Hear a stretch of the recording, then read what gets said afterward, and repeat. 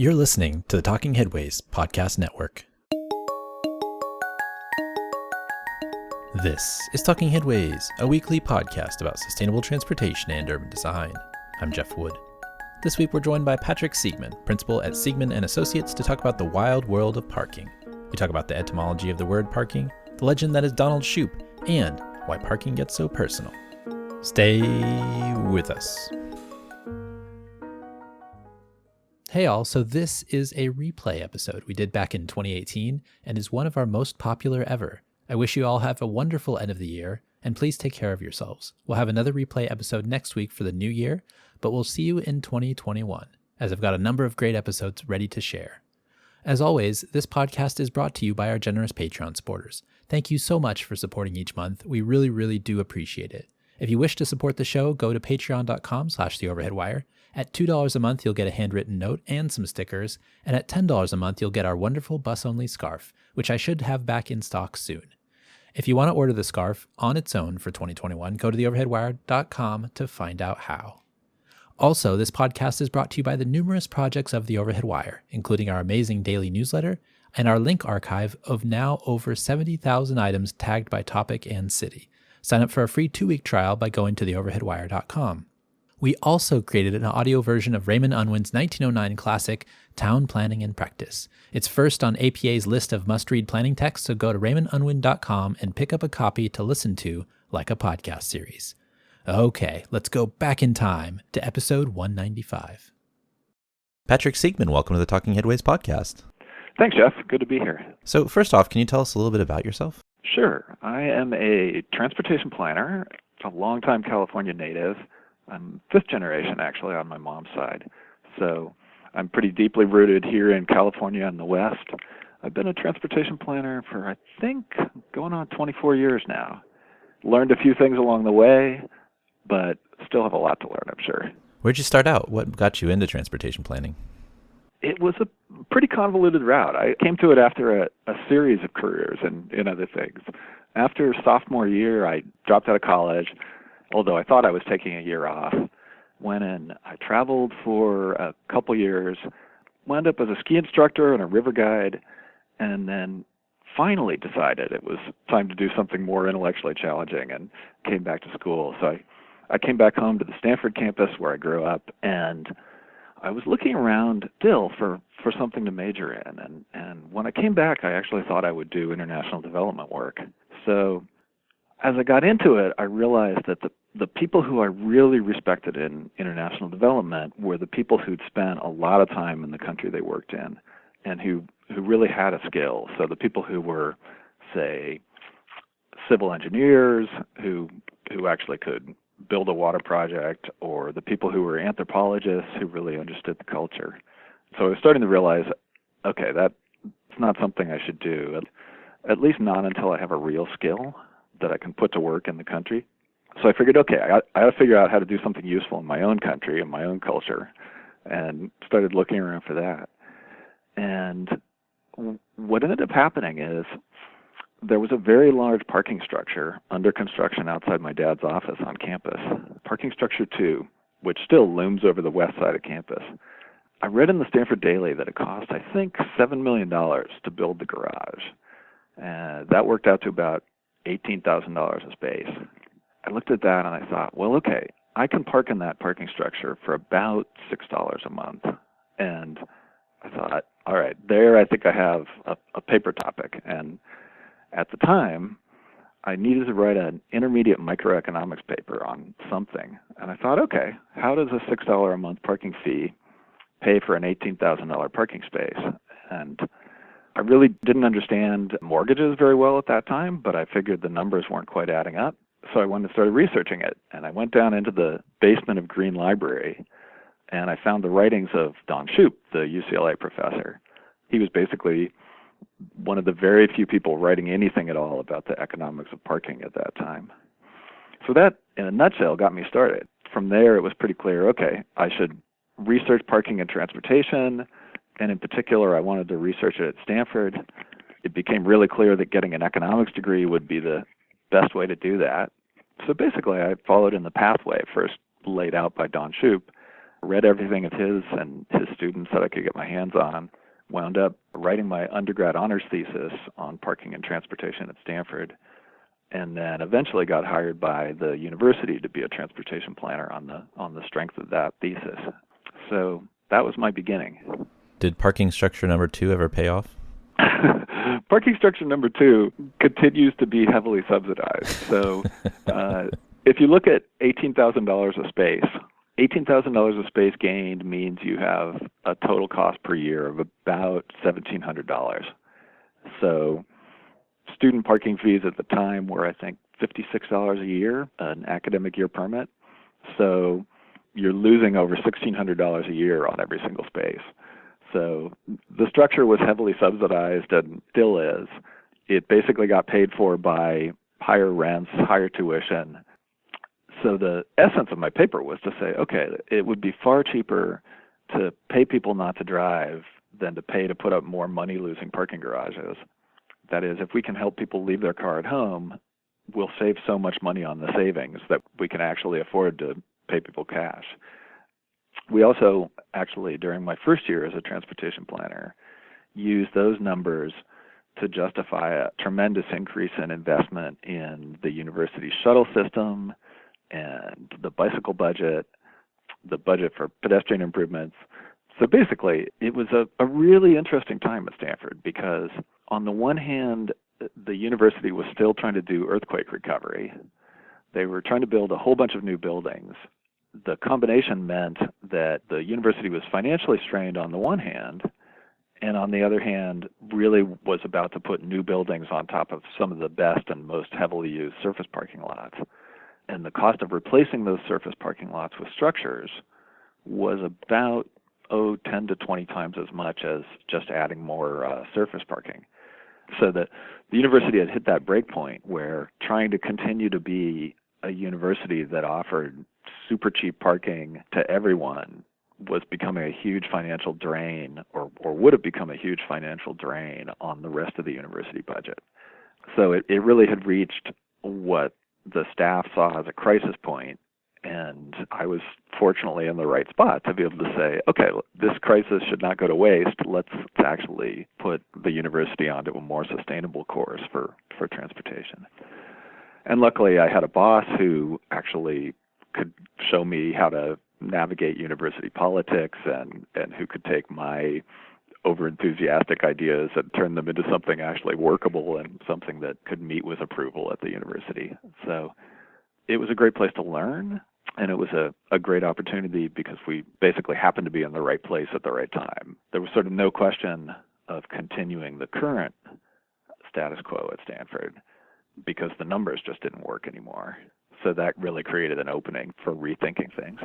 And it has a pretty good TDM program now, right? I mean, I think I've heard that they reduced trips on a pretty large order of magnitude compared to other places. Yeah, it really has been a tremendous success. And that's not at all just because of our initial work. I was there from 1994 through 1998. And so we began a lot of good programs. But the folks who came in afterwards did a tremendous job. And I think all the credit goes to them. I believe the latest figures I've seen said that the university has gone from 80% driving alone to 40% driving alone among commuters to campus. So that's a pretty tremendous change. If everyone in the Bay Area did that, we would have plenty of space on our freeways, transit systems filled to overflowing. It would be a whole new ballgame.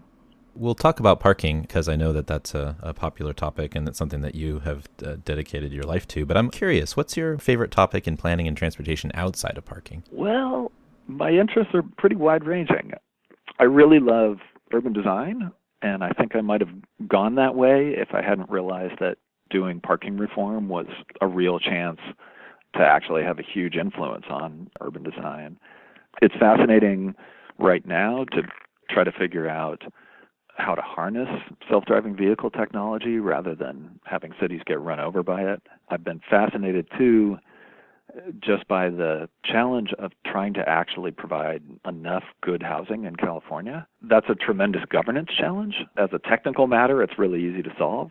We know technically how to do it, but trying to change the politics and the culture is a whole different matter. All of those things, housing, self-driving vehicles, urban design, really, it's all that interrelated challenge of city making, which I think parking is one of those things that connects it all together. Parking is also one of those things that is so badly in need of reform, and there's so much waste and so much opportunity, therefore, to actually make things better by just getting rid of some of the waste and the bad policies, that I've often come back to that. But I always see it as part of the larger craft of city making. So why should we care about parking? I mean, it's a God-given right in the Constitution, right? I checked the other day, and it doesn't seem to have come up. Actually, I was reading the Universal Declaration of Human Rights, which, of course, was signed here in San Francisco. And I was noticing that while housing is declared to be a fundamental human right, parking doesn't appear there either. I think for me, why I find parking important comes in good part from my personal experience growing up here in the Bay Area. When I talked to my dad a while back, he said to me that he and my mom bought their first house in Palo Alto, California, when he was a grad student at Stanford University. She had been an elementary school teacher. So as a young couple, they were able to buy their first house, and I think he said it was about $16,000. And at the time, it cost, I believe it was 10 cents an hour to park at the meters in downtown Palo Alto. So today, that same house would cost me well over $1 million if I could afford it. And it's free to park on the street in downtown Palo Alto. So basically, you have a situation where we've completely solved our affordable housing problem for our cars. And I look at that and I think, okay, a parking structure space takes up about 350 square feet. A decent studio apartment can also be carved out in 350 square feet. So how is it that we have a culture where somehow we've created ample free housing for automobiles and really, really expensive housing for humans, even though they take up about the same amount of room? So just thinking about that puzzle tells us why parking is really important. I mean, basically, it is something that uses a huge amount of land and a huge amount of money. And it tells us, okay, if we can have free housing for automobiles in our society, then certainly we ought to be able to rise to the challenge of providing decent, reasonably priced housing for everybody. So to me, it's like, if you think about that challenge, you start to get an inkling of why parking is so important. Do you know where the word parking came from? Like the etymology of parking? I have actually never looked it up. No, I don't know. I wasn't sure if you did or not, but I looked it up for fun, because I thought if you didn't know, this would be an interesting backstory. And so I did a little bit of research. The word park, P-A-R-C, was originally a legal term designating land held by royal grant for keeping game animals. But in the 1870s, a law in Washington, D.C. was passed to provide all streets with parking along the edges. This was not for cars, of course, but for trees and grasses, so park, right? They wanted to put trees and grass all along the streets before cars were even invented. 70,000 trees were planted on D.C. streets, and during the hot summer, people going to the shops would tie their horses up to the tree in order to use it as shade. And then when cars came along, D.C. didn't know quite what to do with them, so in order to make space and widen the roads, they cut down the trees to allow spaces for cars, and thus the term parking, originally for trees, was then commuted to autos. That is an interesting story. I didn't realize that the word as applied to stationing vehicles was so recent. I would have guessed it went back further. Well, it was for royal grant for keeping game animals, so if you think of a car as a game animal, maybe. Yeah. What was really funny to me reading that, though, if you look up etymology of parking, there's actually somebody had done the research, and there's like a little document about it, and I can't remember exactly. I should actually look it up right now because I should give them credit because it was really good. But the interesting thing to me was that we have parking day now, and it's actually changing parking spaces back into little parks, which is originally what the DC document was about, was creating trees and green spaces along the side of roads. So it's kind of this weird circulatory thing. Right. What I also find fascinating is that the challenge of managing parking at the curb, in other words, managing parking on the streets, is often the tail that wags the dog of city planning in America. So the entire structure of regulations that require a minimum number of parking spaces at every private destination, whether it's a zoo or an insane asylum or housing or shops, that whole structure comes from city planners and traffic engineers trying to figure out how to solve the problem of too many vehicles filling up all of the parking along the street.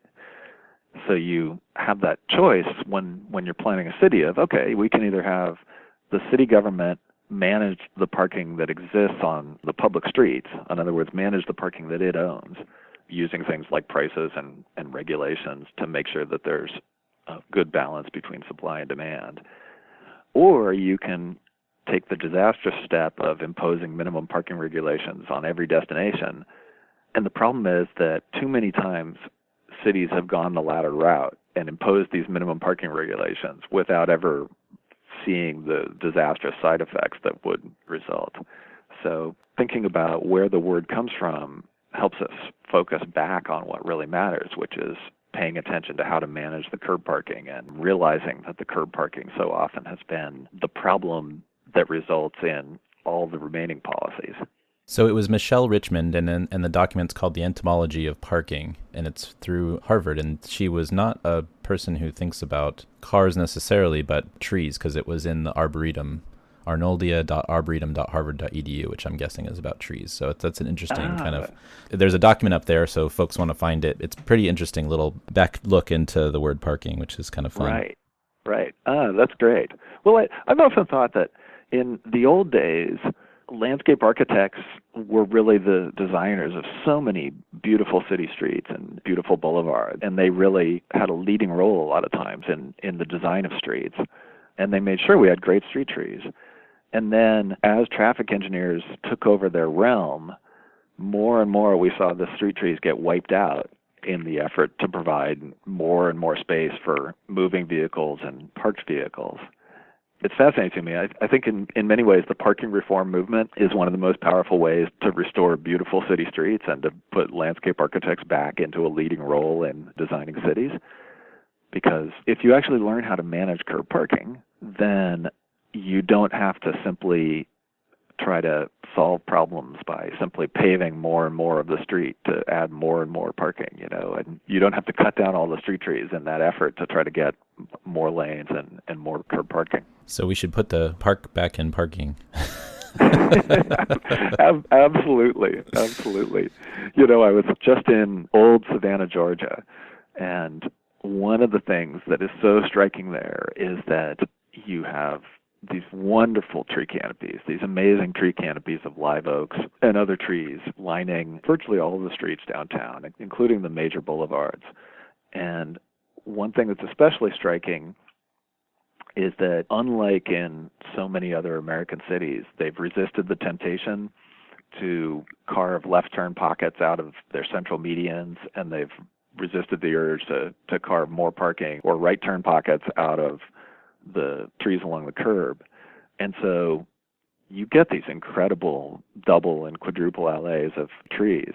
And I think in some ways it's one of the big reasons why tourists actually flock to Savannah rather than spending their vacations on any old American arterial strip. Mm-hmm. And it's striking. I think the beauty of a city is often inversely proportional to your willingness to actually charge for curb parking. Along those lines, why is it such an emotional topic? People get really emotional when talking about their parking spaces and where they put their cars. I think partly because there's money at stake. And so if you have something that's very valuable whose future is determined in a political realm, and if you're competing for that scarce resource, then it's pretty easy to get emotional, especially if right now you're benefiting from that valuable resource and you're worried it's going to get taken away from you. So I think, to give an example, I was just talking to a young attorney who is my neighbor. He was complaining that the building he lives in is being seismically renovated. As part of that, the landlord is converting some parking spaces into 2 more units in the building. In San Francisco, if you live within a residential parking permit zone, then you are entitled to get permits to park your automobiles on the public street as long as you live within the neighborhood in a house that's within the permit district boundaries. And unfortunately for him, what he's seeing is, adding 2 more residential units in this building means basically 2 more apartments full of people who are going to compete against me for a limited number of curb parking spaces. And San Francisco, unlike other cities, doesn't have any mechanism to speak of that is effective in making sure that you don't give out more permits than there are curb parking spaces available. So you've set up a dynamic by badly managing the curb where people see new housing coming in just as more competition for something that they're currently getting that's very valuable that they pay very little for.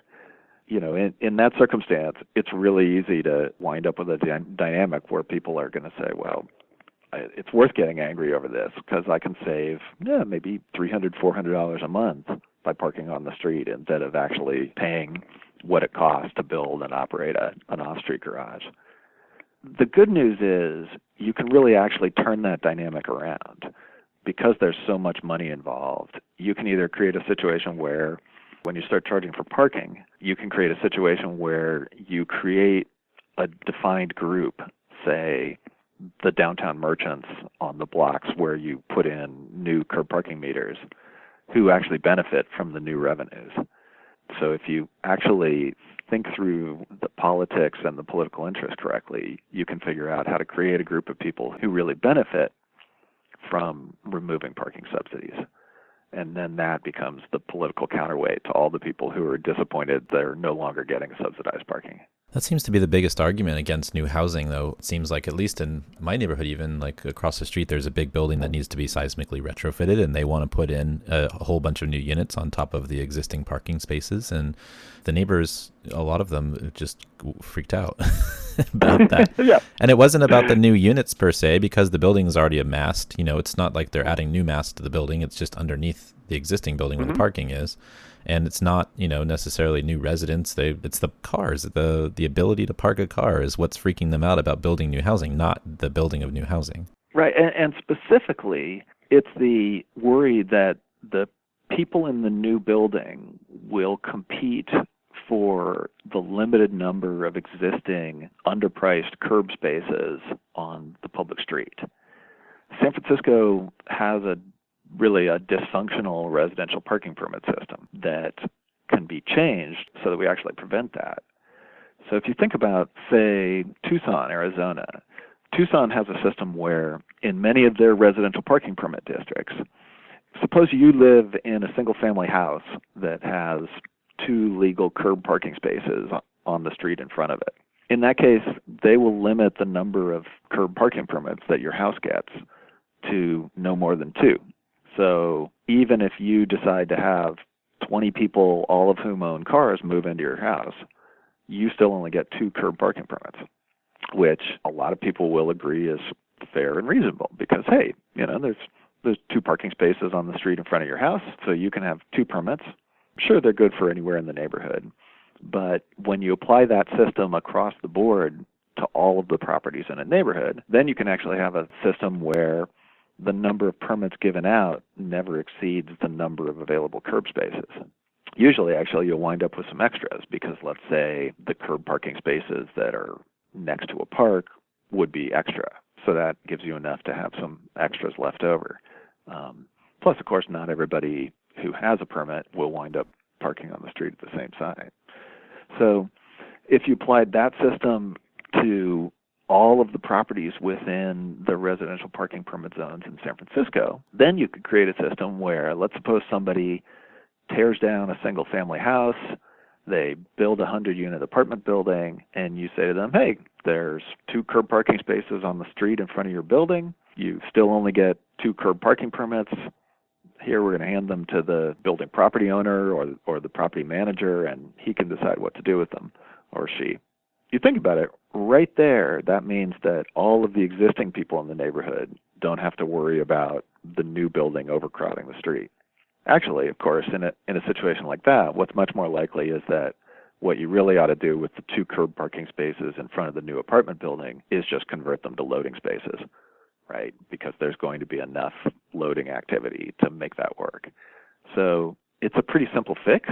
It's done by other cities, and I think it's really mostly inertia that makes it such a rare thing among other American cities. It's funny when you look at it. Residential parking permits, I believe the first ones go back only to the 60s or 70s, and they spread pretty slowly until the Supreme Court case that agreed that they were perfectly legal and constitutional. And after that, they were widespread. But the problem is, a lot of people simply copied the original model, which gave out permits up to usually a certain number per household, without paying any attention to how many curb parking spaces there actually were out on the street. So that kind of following the leader without really thinking about the resource they were managing, or sometimes even without bothering to count the number of parking spaces in the resource they were managing, has just kind of continued. But we're starting to do that now, hopefully, counting parking spaces and figuring out how many resources we have available to allocate. Yeah, absolutely. I mean, one of the wonderful things is that a lot of the good ideas about parking reform have been formulated over the last few decades. And what has now joined those good theories is the technology that makes it much, much easier to actually implement them. So now, for example, it's easy to use license plate recognition technology to both enforce parking rules, but also to manage parking. So you can use license plate recognition technology to go out and count how many cars are parked on the street in the neighborhood. Every time a license plate is identified that's unique, the technology can count that that is a car. And you can actually automate the process of doing occupancy counts. And then it's also pretty easy to go out and count the number of parking spaces that exist on the curb, and to do that on a citywide basis. Of course, it's an estimate in the areas where individual spaces aren't marked. But what that means is now what used to take a big effort with a bunch of city staff to go out and first do parking inventory counts of how many spaces we got, and then later on to go out and count how many people are actually using those spaces at different times of day. That's just all gotten much, much easier. Same thing with issuing permits and charging for parking on the street. That's all gotten much easier. So now lots of cities, including pretty small ones of pretty modest means, are using license plates as the virtual parking permits. That means that there's no issuing of permits required. There's basically very little problem if somebody does something like sell one car and buy another. They can simply go online and put in their new license plate number, which will be their new virtual permit. Whereas in the past, that required a trip down to the office to get a new permit. So there's all kinds of things like that. License plate recognition, pay-by-phone systems, parking meters that take credit cards, but just a whole bunch of things that mean that now all of the good theories about how you should manage parking with prices and with better permits now becomes actually really easy to do technically. It's a really great time to be a parking reformer. Well, that kind of gets us into the future of parking with ride-hailing and the potential for autonomous vehicles, whether you believe they're coming in 5 years or in 50. You know, that's an interesting change in terms of thinking about parking as well. I mean, even now we're seeing some places where parking garages are starting to feel a little bit empty because there's so many more people that are ride-hailing to go out on a Friday night, for example. Yeah. Yes, absolutely. We're just studying this, actually. San Francisco ride-hailing has now reached 15% of all within San Francisco vehicle trips. That's a major impact. And that's not an isolated thing. Basically, around the country, wherever you can save money by using less parking, we're seeing a lot of ride-hailing. That may be for commuting, where, let's say, you can avoid paying $20 or $30 a day to park in downtown San Francisco, or maybe if you're in Santa Cruz or in Davis or Berkeley, you can save money by not having to park at your college campus.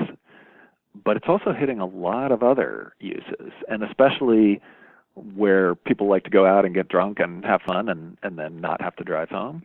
So there was an article recently in the San Diego Union Tribune, I think it was, where they quoted a representative of Ace Parking as saying that at hotels in San Diego, overnight parking is down by 5 to 10%, and at the restaurant valet stands, business is off 25%, and at nightclubs, the nightclub valets have seen parking business decline by 50%.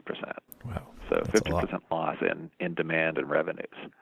And then they said they've seen similar declines at all 750 of their parking operations around the country. So ride-hailing, even without self-driving vehicles, is already taking a big bite out of the parking industry. It also might have a negative impact on city budgets as well. I mean, cities depend on parking meter revenue to a certain extent, I'm guessing.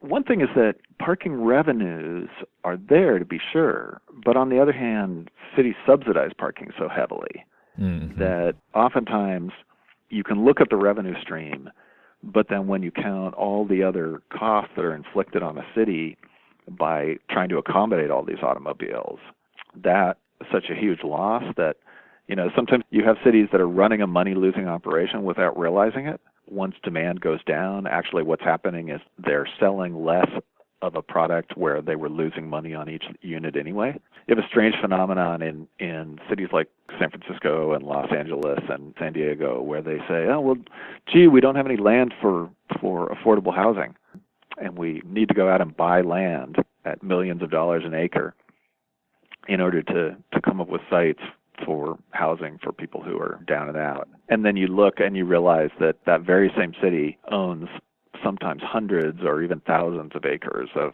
parking lots and parking structures. So the really good thing is that we're starting to see cities who are conducting studies where they try to figure out whether storing automobiles is actually the highest and best use of a piece of property. Because their parking demand and their parking revenues are declining, they're increasingly realizing that they should take a second look at that. And then when they do take a second look, they realize that actually they really should be converting some of their money-losing garages into better uses, whether it's new housing or new offices or selling off that piece of property at market value. We've seen that now in San Francisco and Oakland and certainly many other opportunities around to do that as well. As we discussed before, you know, it's really an emotional issue, and you mentioned partly why, because of monetary resources. But I'm curious, you know, when you go into cities and you talk about parking, how do you do it in a way that's productive and not just a fight between emotional ties and people's feelings? As a consultant, I'm not in charge, and I'm just visiting and making sure that people understand that, well, I have my personal feelings and my personal bias, as we all do, that really I'm there to help them get where they want to go, to help them reach the highest goals that they've laid out. One of the key things to do is to try to always do parking studies as part of a broader plan. So, for example, some of the very best parking policies will come out of a plan or a study that is a holistic plan for a city or a downtown. Because when you do your work as part of a larger plan or as a follow-up to a larger plan, then what happens is that parking tends to be seen as a means to the end of reaching the big picture goals that a city has. So rather than winding up doing a parking study which gets inadvertently focused on optimizing a city just for storing automobiles, you'll get a plan which says, all right, with these parking policies, we can help reach our goals for economic revitalization, for quality of life, for environmental sustainability. Oftentimes, if I wind up in a situation where I'm doing a parking study that's just a standalone parking study, the first job for me is really to sit down and read documents like the city general plan, or if I'm doing a downtown study, the city's downtown plan, and to just pull out the most important goals for those and to highlight those and say, all right, can we confirm that these big picture goals are still the most important things to your community? If not, let's talk about what is, and then that lets me help people do a parking study that actually keeps that in mind. For the most part, when you talk to people, you realize that as a consultant, you are helping focus people's attention on different issues. And you can either be the person who acts as if storing automobiles and making it easy to park, making it perfect to park, is the only goal. Or you can actually say to people, all right, these were the biggest goals laid out in your other city planning documents. Are these bigger picture goals that were laid out still right and still important? And oftentimes, when you put it that way, you'll find that people really, really say, oh, right, yeah, those big picture goals, those are what matter most to us. Speaking of bigger picture goals, is there an equity argument for rethinking parking policies? Yeah, absolutely. And in a lot of ways, that's what got me into this in the first place. I always remember when I was a Stanford student, I had a car. I had about a $500 beater Subaru wagon that I had bought in snow country where it was so rusted out that the fenders flapped in the breeze. But still, I was wealthy enough to be a student who had a car, didn't have to work a job while I was going through Stanford at that time. And I was getting actually hugely subsidized parking. And as I dug into the city budget documents, I realized that my subsidized parking was being subsidized by various internal transfer fees and various university subsidies that basically meant higher tuition and higher room and board for the students who couldn't even afford to own a car, including folks like my friend Sebastian. It made absolutely no sense because it was very clear that on average, the students who owned cars had considerably more money than the students who didn't. And this subsidy was only available if you could actually afford to buy and maintain and insure a car. So it was basically a matching grant for those of us who were wealthier than average and who got around in the most polluting way possible. And it turns out that virtually wherever you go, whether it's a city, a company, a university, and you look at the statistics, it's the same. You have very heavily subsidized parking. That subsidy goes only to the people who can afford a car or who choose to own a car. And virtually always the people who have a car have a lot more money than the people who get around by walking and biking and taking the bus. It's absolutely a transfer of wealth from the poor to the wealthy. And it's one of the biggest reasons to work on parking reform. I've seen in places where you are named the first Shoupista, and I'm curious where that name came from. Obviously from Professor Donald Shoup, but and how did he become such a rock star in planning? It always amazes me because when I first discovered the writing of Don Shoup, his writing was published in academic journals that I later found out that practitioners either never read or rarely read.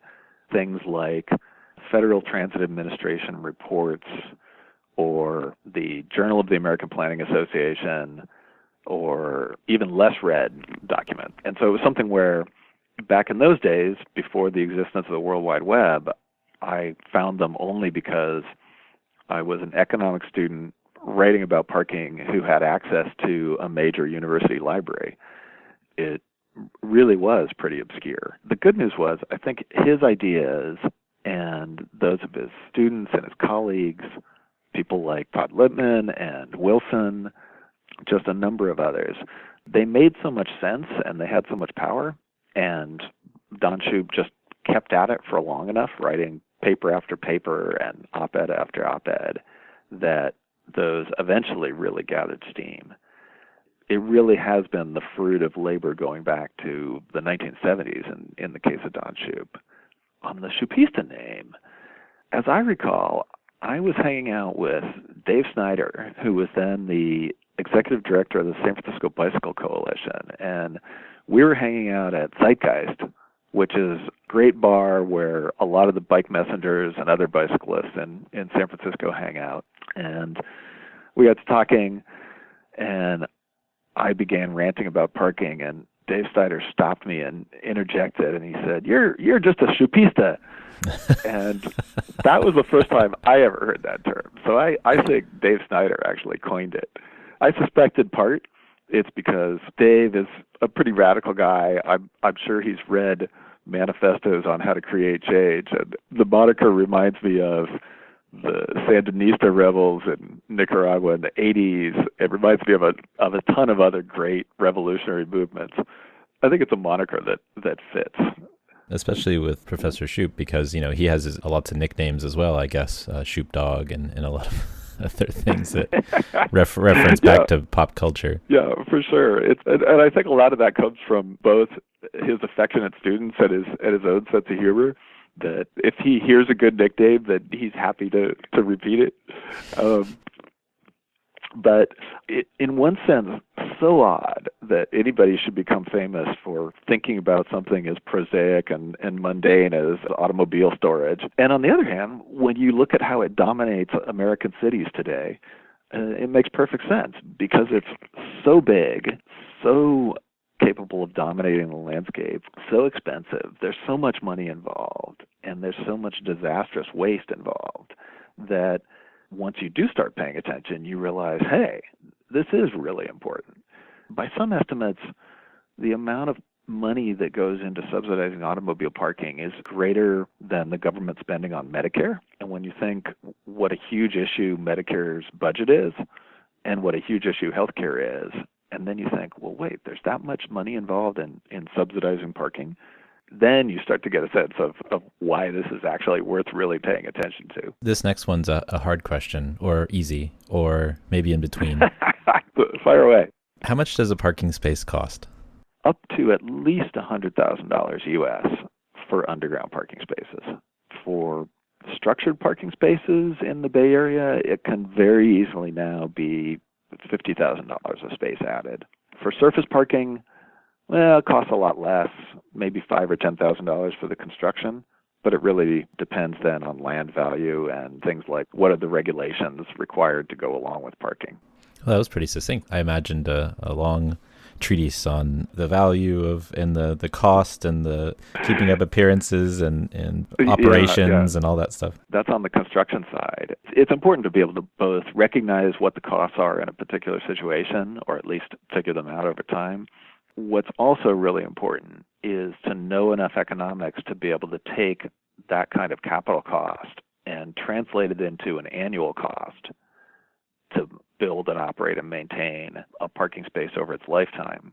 Because once you have an annual cost, for example, if you know that given today's economics, a $50,000 parking space build means that you need about $335 a month to break even on that space, well, then you understand, oh, okay, anything we can do that costs less than $335 a month is a bargain.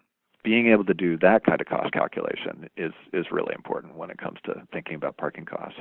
We've heard a lot about some resistance from real estate lenders and investors that won't lend to build a building unless it has a certain amount of parking, inside the building or in a structure next door. How do we change the minds of some of these really important audiences for thinking about parking?